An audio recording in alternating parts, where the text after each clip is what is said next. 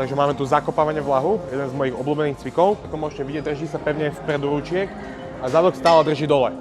Keď sa nám zadok vlastne dvíha, celé to pôjde vlastne cez chrbticu a nevieme potom zapojiť hamstringy tak efektívne, ako by sme chceli.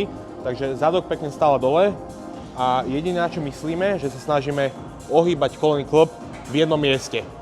Úplne izolovane, čo najviac. Pomalinky to púšťame kontrolovane, v spodnej fáze zastavíme a tlačíme len hamstringami a v hore to podržíme. Pomaly zase púšťame a podržíme.